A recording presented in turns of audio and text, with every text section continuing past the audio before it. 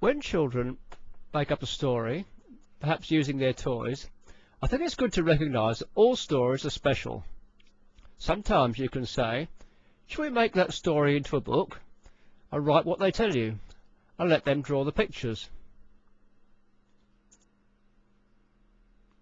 Not all kids' writing and drawing has to be stories. They also like making a book about pets.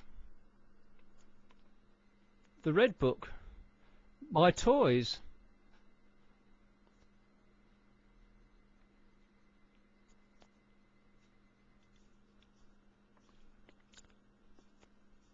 A Lift the Flap book, Dinosaurs.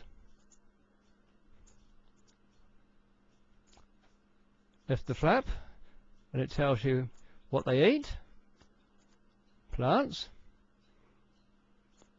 how big they are, 7 meters, name, Triceratops.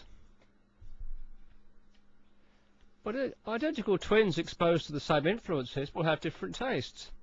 One will show more interest in books and stories than the other. One will like non-fiction. There's no magic answer that fits absolutely everyone. I'm not claiming to have all the answers. Sometimes kids start creating a book but never finish. It's too hard. They lose interest. That's okay. Hey, life's like that. Sometimes it's good to push ourselves to complete a task, and sometimes it's good to encourage others to do the same. But you don't want to make the experience of making books and telling stories unpleasant for kids and deter future attempts. You don't want to give the kids the thought, well, I won't experiment and start this because I'll end up being forced to, then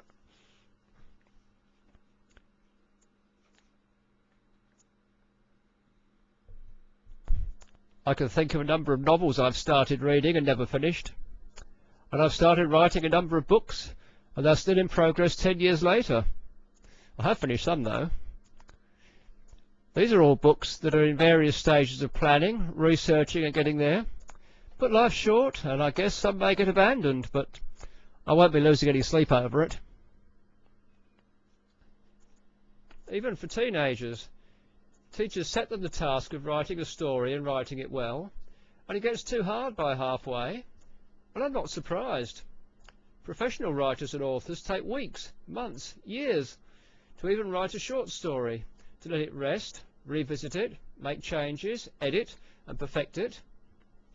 Stories often get rewritten 10 times or more. Authors get opinions from other writing buddies and even pay for assessments. But kids have other homework and fun things to do, so it's not surprising that they often start writing a story well, but it gets rushed at the end. I'd rather have kids write a good plot and say the first 3 or 4 pages to perfection within a deadline, and I'm sure that the writing will be better that way, and it's going to be enjoyed more. And they may go on to finish it properly at leisure if they enjoy it, and it's not that much of a hardship and fraught with problems. So, as authors, educators and parents, perhaps we should consider, why do we want people to read books? There has to be something in it for readers. We hope they'll enjoy the story. We want the words to stimulate their senses. We want them to enter into the characters' lives, to be transported. They may even receive new insights and develop a new vision. What else? Dare we imagine that through reading our books or our choice of books, with their well-chosen words, children and later adults will also feel a joy and a burning desire to express themselves in rich, full-bodied language? Dare we imagine that our books will somehow provide the tools to describe colourfully, insult eloquently, tell jokes creatively, argue effectively, think profoundly? Dare we imagine that our books will enable children to be stimulated by and enjoy the rhythm of poetry and lyric?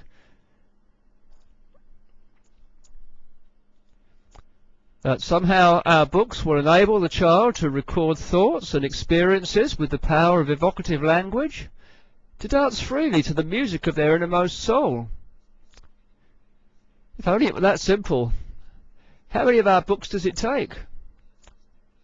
I don't believe a diet of I'll read this, you read this works for a large number of kids. Many of them would far rather be active. One also has to recognise that all children have different tastes, just like adults. Would you like to see my pile of library books I borrowed this week and other things I've read lately? Do you notice anything? No novels. Does that matter? I hope not. Yes, it would be nice to read a good one, but there's not time to read everything. I've other priorities and things I want to read. But I still think I'm well read. The play, The Brief Lives of John Aubrey, gardening magazines, car magazines, art books, craft books, biography of George Chapman,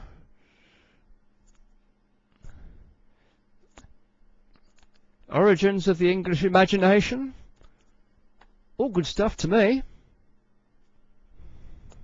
And then I'm also a trained biologist, so I like to keep up with my scientific fields too. There are so many kinds of books, and so many kinds of book experiences and word experiences that we can offer. I believe that by expanding children's experience and giving them more options, it can help them get more enjoyment and more of a love of books and a love of words. Experiences. Not every book has to be read in its entirety. Some books and pieces of writing don't even have to be read at all.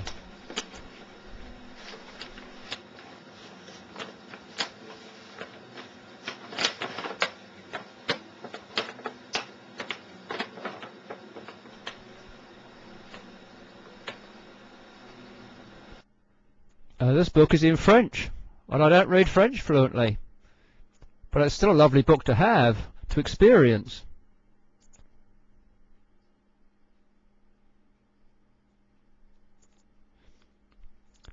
The pages have embossing.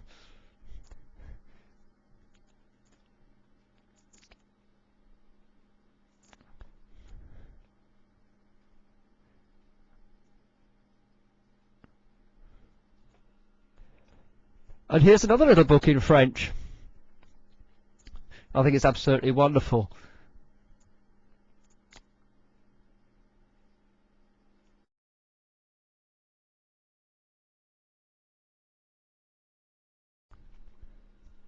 With a little help, a child could make something like this, joining pieces of paper together.